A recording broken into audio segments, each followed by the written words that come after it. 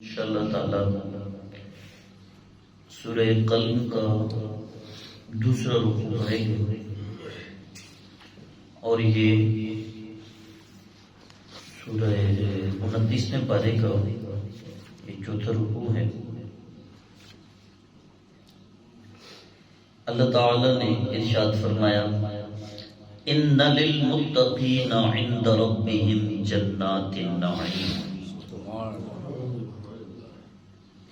بے شک متقی لوگوں کے لیے ان کے رب کے پاس نعمتوں والی جنت ہے۔ اچھا، یہ کفار مکہ کا عجیب سا ذہن تھا، وہ بار بار مفلس و محتاج اور نادار قسم کے جو غریب لوگ مسلمان تھے دائرہ اسلام میں داخل ہوئے، ان کو جا کے موٹیویٹ کرتے کہتے کہ یار دیکھو دنیا میں اللہ تعالیٰ نے ہم پہ کتنا فضل کیا ہے، ہم تم سے زیادہ مالدار ہیں اور تم دعوے کرتے پھر رہے ہو قیامت والے دن ہمیں جنتیں ملیں گی اور قیامت والے دن ہم کامیاب ہو جائیں گے، اور تم یہاں پہ کامیاب نہیں تو وہاں بھی کامیاب نہیں ہوں گے، ہم جو ہیں وہاں بھی تم سے اوپر ہوں گے، ہم اوپر نہ ہوئے تو تمہارے برابر ہوں گے۔ اچھا، ایسی باتیں کر کے جس طرح بندہ کسی کو ڈسارڈ کرتا ہے، اللہ تعالیٰ نے اپنے محبوب کی طرف قرآن کی یہ آیت نازل فرما دی۔ ان غریب، ان محتاج، بظاہر جن کے پاس کوئی دنیاوی دولت نہ تھی لیکن دولت ایمان سے وہ مالا مال تھے، ایمان ان کا بڑا پختہ تھا، کوئی دنیاوی جاہ و جلال ان کے ایمان میں رکاوٹ نہ ڈال سکا، اور مومن ہوتے ہی وہ ہے تکالیف کا سامنا کرتے ہوئے وہ شکر ادا کرتا ہے، میرے مالک یہ بھی تیرا لاکھ لاکھ شکر ہے، تو نے مجھے اس امتحان کے قابل سمجھا، اور ساتھ یہ بھی کہتا ہے میرے مالک تو اس امتحان میں مجھے کامیابی عطا فرما۔ انہوں نے یہ بات کہی، اللہ رب العزت نے قرآن کی آیت نازل فرما دی کہ ان للمتقین عند ربهم جنات النعیم، بے شک وہ جو متقی ہیں ان کے لیے ان کے رب کے پاس نعمتوں والی جنت ہے۔ افنجعل المسلمین کالمجرمین، کیا ہم مسلمانوں کو مجرموں کی طرح کر دیں گے؟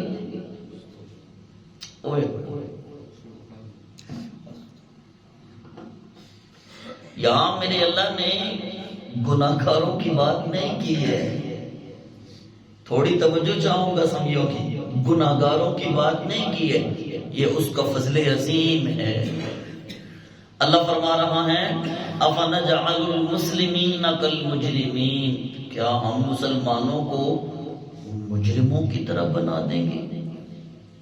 ما لکم کیف تحکمون، اور تمہیں کیا ہو گیا، تم کیسی خبریں پھیلاتے ہو؟ ہم مسلمانوں کو مجرموں کی طرح نہیں کریں گے، جو اسلام لائے گا ہم اس کو مقام بلند نصیب فرمائیں۔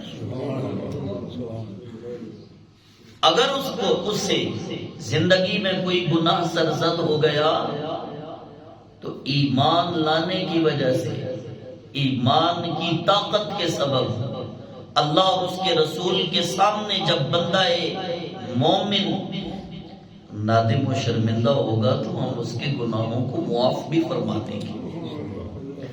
اگر وہ نادم و شرمندہ نہ ہوا، غفلت میں رہا، لیکن دولت ایمان سے مالا مال رہا نا، تو قیامت والے دن ہم اس کو اپنا فضل عطا فرما کے اس کو جنت عطا فرما دیں گے۔ اگر اس سے یہ فضل بھی نہ ملا تو تم یہ نہ کہو کہ وہ ہم طرح ہوں گے، نا نا نا نا، مسلمان کافر کی طرح نہیں ہو سکتا، وہ ایمان لا چکا ہے۔ اگر اسے توبہ کی بھی توفیق نہ ملی، قیامت والے دن ہمارے فضل کی بھی اس کو یہ توفیق نہ ملی، تو جو اس نے گناہ کیے ہیں ان گناہوں کی سزا پانے کے بعد ایمان لانے کی وجہ سے پھر اسے ہم جنت میں داخل فرما دیں گے۔ تو گھاٹا کسی صورت میں بھی نہیں ہوگا۔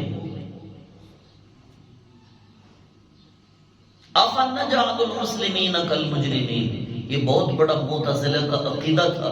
وہ یہ کہتے تھے جو فاسق و فاجر گناہگار ایماندار ہیں، ایمان لانے والے ہیں، ان کو بھی اللہ کافروں کے ساتھ جہنم میں داخل کرے گا۔ اللہ تعالیٰ نے فرمایا نہیں نہیں نہیں، أَفَنَجْعَلُ الْمُسْلِمِينَ كَالْمُجْرِمِينَ، اسلام لانے والا مومن مجرم کے برابر نہیں ہو سکتا۔ مالکم کیف تحکمون، اے کفار مکہ تمہیں کیا ہو گیا، تم کیسی خبریں پہنچا رہے ہو؟ ام لکم کتاب فیہ تدرسون، کیا تمہارے پاس کوئی کتاب ہے جس میں تم پڑھتے رہتے ہو؟ ان لکم فیہ لما تخیرون، کیا اس میں کچھ ایسا لکھا ہوا ہے جو کچھ تم چاہتے ہو؟ ام لکم ایمان علینا بالغۃ الی یوم القیامہ، کیا تم نے ہم سے کوئی قسمیں لی ہوئی ہیں قیامت تک جو قائم رہیں گی؟ ان لکم لما تحکمون، کہ تمہیں وہی کچھ ملے گا جو تم دعویٰ کر رہے ہو۔ کہتے تھے نا ہمیں قیامت میں سب کچھ ملے گا، کیا تمہارے پاس کوئی کتاب آئی ہے؟ کیا تمہارے پاس جناب کوئی قسمیں ہیں جو تم نے ہم سے لی ہوئی ہیں؟ فرمایا نا، سلہم ایہم بذالک زعیم، محبوب پوچھیں ان سے، ان میں سے یہ جو دعوے کرتے ہیں کوئی اس بات کا ضامن ہے؟ اس کے پاس کوئی کتاب آئی ہے؟ نہیں آئی نا۔ تو محبوب ایمان لانے والوں کے پاس تو کتاب آئی ہے، ان کے پاس تو قرآن آیا ہے، ان کے پاس تو آفاقی کتاب آئی ہے، ان کی طرف تو ہم نے قرآن نازل کیا ہے نا، ان کی طرف ہم نے اپنے احکام بھیجے ہیں نا۔ یہ وقتی طور پہ غفلت کرتے ہیں، احکام سنتے نہیں ہیں، پھر سن کر عمل نہیں کرتے ہیں، یہ غفلت ان کے لیے اچھی نہیں۔ لیکن یہ کافر یہ تو نہ کہیں نا کہ مسلمان پھر کافروں کے برابر ہیں۔ أَفَنَجْعَلُ الْمُسْلِمِينَ كَالْمُجْرِمِينَ، اس آیت نے اہل ایمان کے جذبوں کو اور بڑھا دیا۔ اس آیت نے ایمان لانے والوں کے لیے اور ان کے ذہن میں کشادگی پیدا کر دی کہ پروردگار ہمیں تو پتہ ہی نہیں تھا ایمان لانے کے بعد ہم کن کاموں میں پڑے ہوئے ہیں، ہم واپس موڑیں گے انشاءاللہ تعالی، ہم واپس اسی راستے پہ آنے کی کوشش کریں گے جو رسول اللہ صلی اللہ علیہ وآلہ وسلم نے بتایا ہے۔ اللہ اکبر کبیرہ۔ اس مضمون کے آخر میں میرے اللہ نے فرمایا ام لہم شرکاء، کہاں ہیں ان کے وہ شریک؟ فَلْيَأْتُوا بِشُرَكَائِهِمْ ان کانوا صادقین، اگر یہ سچے ہیں تو اپنے ان شریکوں کو لے آئیں نا جن کی یہ پوجا کرتے ہیں، ان بتوں کو لے آئیں گے۔ بندہ مومن جب جھکتا ہے، جب سر بسجود ہوتا ہے، جب جبین نیاز جھکاتا ہے، وہ کسی اور کے آگے نہیں جھکاتا، وہ اپنے خدا بند تعالی کی بارگاہ میں سر بسجود ہوتا ہے۔ اور یہی اچھی بات ہے، یہی کمال کی بات ہے۔ بندہ کبھی کسی ایمان والے نے کسی اور کی عبادت کی نا، وہ پھر بے ایمان ہو جائے گا نا، وہ پروین شاگرد۔ لوگ اس کو پتہ نہیں کیسی کیسی باتیں دیتے ہیں اور کون کون سے اعزازات سے نوازتے ہیں، اللہ اس کی بخشش فرمائے۔ لیکن اس کا یہ جو شعر ہے نا، سننے والوں نے، پڑھنے والوں نے کہاں کہاں پڑھا ہوگا، کہاں کہاں سوچا ہوگا، لیکن فقیر جب پڑھتا ہے اور سوچتا ہے تو حیران ہوتا ہے کہ اللہ نے اس کے لیے اپنی معرفت کا کون سا دروازہ کھولا تھا۔ وہ کہتی ہے وہ جہاں بھی گیا لوٹا تو میرے پاس آیا، وہ جہاں بھی گیا لوٹا تو میرے پاس آیا۔ ایک یہی اچھی بات تو ہے میرے ہر جائے کی کہ وہ جہاں بھی دنیا میں چلا جائے، مجھ سے غافل ہو کے ابلیس شیطان میرے دشمن کے راستے پہ جہاں سے جہاں چلا جائے، لیکن جب واپس لوٹتا ہے تو میری بارگاہ میں سر بسجود ہوتا ہے، نادم و شرمندہ ہوتا ہے تو میری بارگاہ میں گڑ گڑاتا ہے۔ اسے اور کوئی در نہیں ملتا جہاں سے اسے خیرات ملے۔ وہ بندہ مومن جب بھی سر بسجود ہوتا ہے تو وحدہ لا شریک کی بارگاہ میں سر بسجود ہوتے ہیں۔ ارے وہ سن رہے ہیں نا؟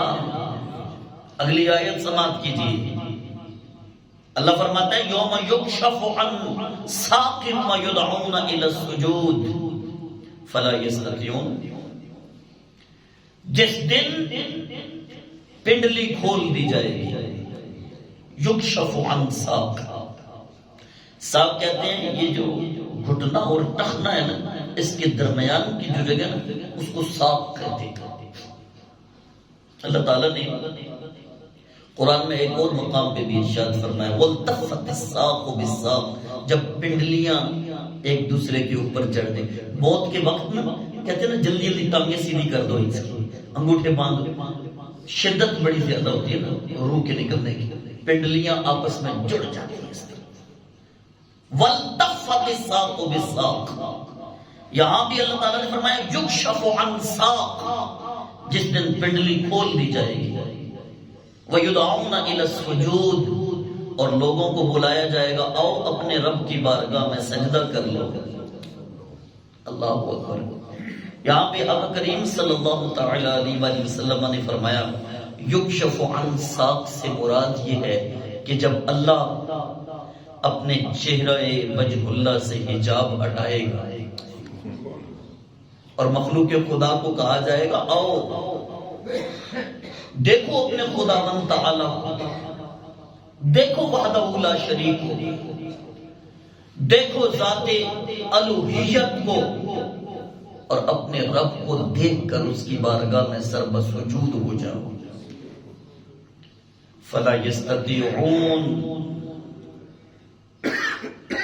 بہت سارے لوگ تو دھڑم سر بسجود ہو جائیں گے، جلوہ جانا سامنے ہو، کبھی ہے حقیقت منتظر نظر آ لباس مجاز میں کہ ہزاروں سجدے تڑپ رہے ہیں میری جبین نیاز میں، جب وہ جلوہ جانا سامنے ہو جس کے لیے ساری زندگی سجدوں میں جسے ڈھونڈتے رہے، تو کیوں نہ بے اختیار سر بسجود ہوگا بندہ۔ عاشق تو اس کی اس دن عید ہوگی، اس دن یہ سجدہ نہیں ہوگا یہ والا سجدہ کہ 5 وقت کا سجدہ کل نہیں کرنا ہے، وہ سجدہ حصول لذت کے لیے ہوگا، وہ سجدہ دل ٹھارنے کے لیے ہوگا کہ میں اتنی عظیم ذات کے سامنے کھڑا ہوتا تھا۔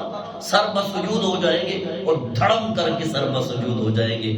فلا یستطیعون، لیکن کچھ بدبخت ایسے ہوں گے وہاں پہ کھڑے ہوں گے اور کہیں گے مالک ہم بھی سجدہ کرنا چاہتے ہیں، یہ پتہ نہیں ہماری کمر کو کیا ہو گیا، ہماری ٹانگوں کو کیا ہو گیا، یہ ٹھیک تھے، یہ جو جوڑ ہے یہ بھی ٹھیک تھے، یہ ہمیں بڑا سپورٹ کرتے تھے، ہم تو اوپر نیچے بیٹھ سکتے تھے، آج ان کو پتہ نہیں کیا ہو گیا، یہ سخت لکڑی کی طرح ہو گئے، یہ کمر تختے کی طرح ہو گئی ہے۔ دل کر رہا ہے اللہ، دل کر رہا ہے تیری بارگاہ میں سجدہ کریں، سجدہ کرنا ہی نہیں ہو رہا۔ اللہ پروردگار خاشعۃ ابصارہم ترہقہم ذلہ، ان کی آنکھیں شرمندگی کی وجہ سے جھکی ہوگی ان کی آنکھیں شرمندگی کی وجہ سے، اور ذلت ان کے اوپر سوار ہوگی، تو کوئی کہنے والا وہاں میدان محشر میں پکار اٹھے گا وَقَدْ كَانُوا يُدْعَوْنَ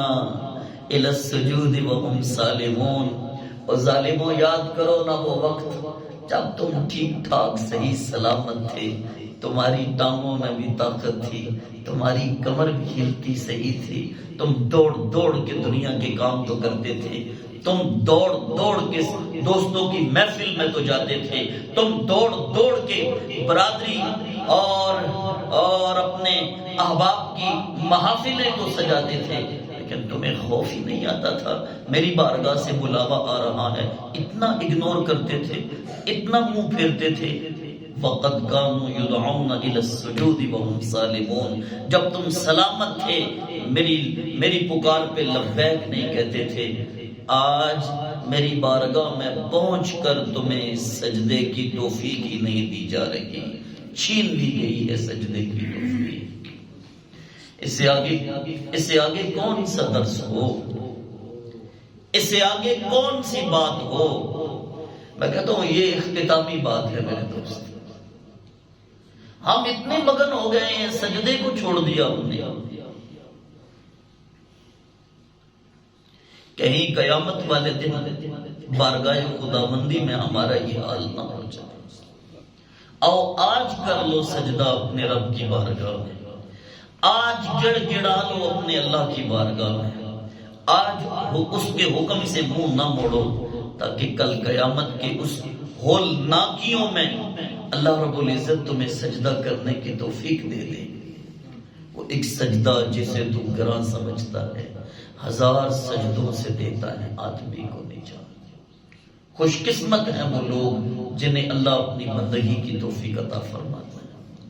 نیت ہی نہیں نا، نیت جب ٹھیک ہو جائے تو پھر معاملات بھی ٹھیک ہو جاتے ہیں، راستے آسان ہو جاتے ہیں، آسانیاں اللہ خود پیدا فرما دیتا ہے. آج سجدہ کر لو. یہ نہ ہو کہ اس وقت مسجد میں آؤ کہ جب اللہ سجدہ کرنے کی توفیق ہی تمہیں چھین لے، تم صرف نماز پڑھنے کے لیے آؤ، سجدہ نہ کر سکو، پھر صرف نماز کے لیے آؤ. آج سجدہ کر سکتے ہو تو آج سجدہ کر لو. یہ پیغام محبت ہے، یہ پیغام رسالت ہے، یہ پیغام خداوندی ہے. بندے کی شان یہ ہے کہ وہ ضربہ سجود ہو جائے. اللہ رب العزت ہمیں عمل کی توفیق عطا فرمائے. وما علیہ الا البلاغ.